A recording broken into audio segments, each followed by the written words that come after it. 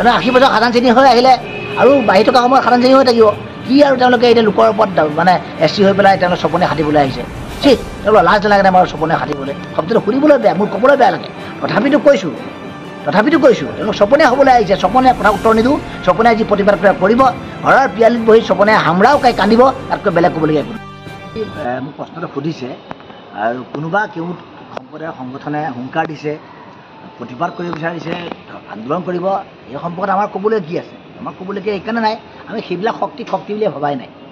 আৰু কেউটৰ দৰে এটা সম্প্ৰদায়ে নিজৰ সমস্যাক লৈ তেওঁলোকে যুঁজিব লাগে কিন্তু তেওঁলোকে সেইটো নকৰি তেওঁলোকে আকৌ অনুসূচীভুক্ত হৈ পেলাই তেওঁলোকে অনুসূচিত মানুহসকলক অস্তিত্বৰ পৰা আঘাত কৰিব বিচৰা নাই গতিকে চপনীয়া মানুহৰ কথাৰ উত্তৰ দিবলগীয়া নাই প্ৰথম কথা তেওঁলোকে চপনীয়া হ'ব বিচাৰিছে আমাৰ মাজত আমি চপনে উত্তৰ দিবলগীয়া নাই আপুনি এজন সাংবাদিক হিচাপে যেতিয়া প্ৰশ্নটো কৰিলে মই আপোনাৰ প্ৰশ্ন উত্তৰ দিব বিচাৰিছোঁ এতিয়া কথা হ'ল কেউটসকলে নিজকে কৈৱৰ্তৰ পৰা আঁতৰি যোৱা বুলি কয় বা কৈৱৰ্তৰ পৰা তেওঁলোক কৈৱৰ্তৰ এটা জনগোষ্ঠী বুলি কয় এতিয়া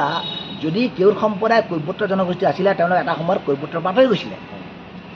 আপোনালোক সকলোৱে জানে অসমীয়াত কিছুমান আপোনাৰ আপ্ত বাক্য আছে যে গাঁতৰ পৰা ওলোৱা কেঁচুৱে আকৌ পুনৰ গাঁত বিচাৰি নাপায়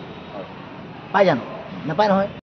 উভতি নাপায় কেউট যদি কৈৱৰ্তৰ বুকুৰ পৰা আঁতৰি গ'ল আকৌ কিয় কৈৱৰ্ত হ'বলৈ আহিছে এই 80 বছৰ পিছত তেওঁলোকে আকৌ নিজৰ সেই আকৌ পুৰণি কাহিনী বাজনাত বজাই লাভ নাই এই বাজনা বজাই লাভ নাই তেওঁলোকে কেউট সম্প্ৰদায়ে নিজৰ ইতিহাসৰ ৰচনা বিচিত্ৰ আমাৰ সহায় লাভ নাই খোলাখুলি কথা 51 চনৰ পৰা NRC হোৱা প্ৰস্তুতৰ সময়ৰ পৰা 50 চনৰ সংবিধান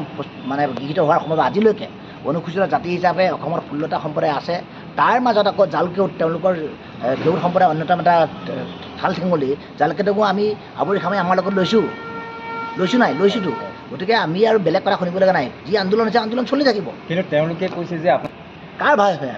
আমি 16টা উপজাতি ভাই ককাই সদায় আছোঁৱেই আমি নিজৰ ঘৰত যেতিয়া খাবলৈ আমাৰ ভাত নাই আকৌ বাহিৰে পৰা এজন চপনীয়া আহিলে তাক কিমান দিনে পুহি ৰাখিম এইবিলাকতো নচলিব নহয় ক'ত চলিব আপুনি চাওক দেই কিমান এটা ষড়যন্ত্ৰ কৰিছে অনুসূচিত জাতিৰ কেইটামান সংগঠনক কেইটা সংগঠন নহয় কেইটামান ব্যক্তিক অনুসূচিত জাতিৰ নামৰ সংগঠন তেওঁলোকে বনাই লৈ মন্ত্ৰী পীযুষ হাজৰিকাৰ নেতৃত্বত বনাই লৈ অবৈধ নাৰী কেলেংকাৰী পৰিস্থিতি সহনকাৰী মানুহকো সংগঠনৰ এটা বনাই লৈ তেওঁলোকে আপোনাৰ একেৰাতি ভিতৰত লিডাৰ বনাইছে অনুসূচিত জাতিক আকৌ তেওঁলোকে ভাগ কৰিব দেখুৱাইছে এইবিলাক চক্ৰান্ত কৰি লাভ নাই অনুসূচিত জাতি এক হৈ আছে সংগঠন বেলেগ হ'ব পাৰে জনগোষ্ঠী এক হৈ আছে আৰু এই যি কেউট অনুসূচীভুক্তকৰণত যি আপোনাৰ প্ৰতিবাদ চলি যায় সমগ্ৰ অসম যি প্ৰতিবাদ চলিব আৰু তেওঁলোকে এটা কথা অসম চলাই দিলেতো আমাৰ ক'বলগীয়া পুৰি মৰিব কিন্তু আমি জ্বলোৱা জুইটো তেওঁলোকে এতিয়া পুৰিবলৈ আৰম্ভ কৰে তেওঁলোকক আমি যি জুই জ্বলাইছোঁ আমিতো অসম জ্বলাব বিচৰা নাই আমি আমাৰ মনৰ ক্ষোভ প্ৰকাশ কৰিছোঁ আপুনি যিটো টকা কৈছে যে তেওঁলোকে কেউটে অসম জ্বলাব জ্বলাব চৰকাৰে ব্যৱস্থা গ্ৰহণ কৰিব পানী নুমুৱাব চৰকাৰে ফায়াৰ ব্ৰিগেডটোৱে পানী ঢালি পেলাই জুই নুমুৱাব আমি যি জ্বলাইছোঁ আমি যি এতিয়া অনুসূচিত এলেকাবিলাকত তেওঁলোকে নিষিদ্ধ কৰিছোঁ বৰ্জন কৰিছোঁ যি জুই জ্বলাইছোঁ এই জুইত এতিয়া কেউট পুৰি মৰিব এই অৱস্থালৈ আহি গ'ল কাৰণ কেউটসকলে বেছি মৰখা কৰিছে এনেকুৱা মৰখা কৰা কেউট সম্প্ৰদায়ৰ নেতাবিলাকক নিষিদ্ধ কৰা হৈছে ইতিমধ্যে বৰ্জন কৰা হৈছে আমাৰ অনুসূচিত জাতি কোনোবা গাঁৱতো আহিব নোৱাৰিব তেওঁলোকে খোলাখুলি কথা মই এই কালিৰ পৰা সৰু সাংবাদিক বন্ধু বান্ধৱে আমাক বহুত ধৰণৰ প্ৰশ্ন কৰি আছে যে কেউট সম্প্ৰদায় এনেকৈ ক'লে তেনেকৈ ক'লে এইবিলাক কথা কোনো ভিত্তি নাই তথ্য লৈ আহক কথাটো শেষ তথ্য কি আছে তেওঁলোক সাধাৰণ শ্ৰেণীৰ মানুহ সাধাৰণ শ্ৰেণী হৈ থাকক না তেওঁলোকে 80 বছৰ সাধাৰণ শ্ৰেণী হৈ আহিলে আৰু বাঢ়ি থকা সময়ত সাধাৰণ শ্ৰেণী হৈ থাকিব কি আৰু তেওঁলোকে এতিয়া লোকৰ ওপৰত মানে SC হৈ পেলাই তেওঁলোকে চপনে খাটিবলৈ আহিছে ঠিক তেওঁলোকৰ লাজ নালাগে নে বাৰু চপনে খাটিবলৈ শব্দটো শুনিবলৈ বেয়া মোৰ ক'বলৈ বেয়া লাগে তথাপিতো কৈছোঁ তেওঁলোক চপনে হ'বলৈ আহিছে চপনে কথা উত্তৰ নিদিওঁ চপনে যি প্ৰতিবাদ কৰিব ঘৰৰ পিয়ালিত বহি চপনে হামৰাও কাই কান্দিব তাতকৈ বেলেগ ক'বলগীয়া ব্যক্তিগতভাৱে মোৰ ওপৰত বিৰোধ কৰ্তব্য যি কৰে কৰি থাকিব সেই সম্পৰ্কত মোৰ ক'বলগীয়া একোৱে নাই বৰঞ্চ তেওঁলোকৰ প্ৰতি শুভেচ্ছা আছে তেওঁলোকে যদি মোৰ বিৰোধিতা কৰে শুভেচ্ছা থাকিব তেওঁলোকৰ প্ৰতি মোৰ বিৰোধিতা নাই সৰ্বসাধাৰণ কেউট জনসাধাৰণৰ প্ৰতি মোৰ সম্পূৰ্ণ শুভেচ্ছা আছে তেওঁলোকৰ সমস্যাৰ প্ৰতি মোৰ মৰ্মিতা আছে তেওঁলোকৰ সমস্যা OBC হিচাপে তেওঁলোকে সমাধান কৰক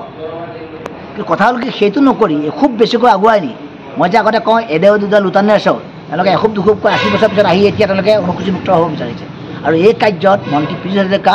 আৰু মন্ত্ৰী ৰঞ্জিত দাসে উদগনি জনাইছে মুখ্যমন্ত্ৰী ডাঙৰীয়ালৈ ইতিমধ্যে সবিস্তাৰে গোটেই কথাখিনি লিখা হৈছে 2-এটা দিনৰ ভিতৰতে অসমৰ মুখ্যমন্ত্ৰী মাননীয় মুখ্যমন্ত্ৰী ডাঙৰীয়াক সাক্ষাৎ কৰিম আৰু 2-এটা দিনৰ ভিতৰতে দেশৰ প্ৰধানমন্ত্ৰী কাৰ্যালয়ত গৈ আমি ইস্মাৰক প্ৰদান কৰিম তেওঁলোকে আৰু এটা কথা কৈছে এতিয়া সংস্কৃত শব্দৰ অৰ্থ বিচাৰি ফুৰিছে এই সংস্কৃত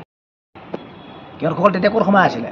সংস্কৃত শব্দৰ অৰ্থ এতিয়া বিশ্লেষণ কৰিছে সেই সংস্কৃত বিদ্যালয়ত সংস্কৃত টোল বন্ধ কৰি তেওঁলোক ক'ত সোমাই আছিলে পাঠ্যক্ৰমৰ সংস্কৃত যেতিয়া নাইকিয়া হৈছে তেওঁলোক ক'ত সোমাই আছিলে গতিকে কেওটসকলে কি কয় সেইটো কি মতলব আছে মোক সাংবাদিক বন্ধুসকলে সোধক কি ক'বলগীয়া আছে কেওটৰ উদাহৰণ দি আছে আপোনালোকে মোক কেওটসকলে কি কয় নকয় মোৰ কি মতলব আছে আমি কি কৰিছোঁ সেইটোৱে ডাঙৰ কথা আমি কেওটক আমাৰ ঘৰৰ ভিতৰত আহিব নিদিওঁ কথাকে কিন্তু তেওঁলোকে কৈছে যে তেওঁলোকৰ যদি ইতিহাসৰ জ্ঞানেই আছিলে ইমান আশী বছৰ ক'ত সোমাই আছিলে সেই কেওটৰ নেতাসকল ক'ত তোমালোকে ইমান দেৰি সোমাই আছিলে চুকত চুক ভেকুলিতে সোমাই আছিলা তোমালোকে মানে কথা ক'লে লাজ পোৱা তোমাৰ নিৰ্লজ্জ বুলি ক'লে লাজ পোৱা তোমাৰ নিৰ্লজ্জ নহয় নেকি 80 বছৰ পিছত তোমালোকে আকৌ আমি কৈৱৰ্ত আমি অনুসূচীভুক্ত হ'বলৈ সুবিধা দিব লাগে চিঞৰিবলৈ আহিছা তোমালোকে লাজ নালাগেনে বাৰু মই কৈছোঁৱেই ওলাই যোৱা গাঁতৰ পৰা ওলাই যোৱা কেঁচুৱে কেতিয়াও গাঁতে বিচাৰি নাপায় চুঙাৰ পৰা ওলাই যোৱা বাদুলি আকৌ চুঙা নাপায় আমাৰ পৰা প্ৰায় শ বছৰ আগতে আঁতৰি যোৱা কেওটসকলে পুনৰ আহি পেলাই আকৌ কৈৱৰ্ত বা অনুসূচীভুক্ত হ'ব নোৱাৰে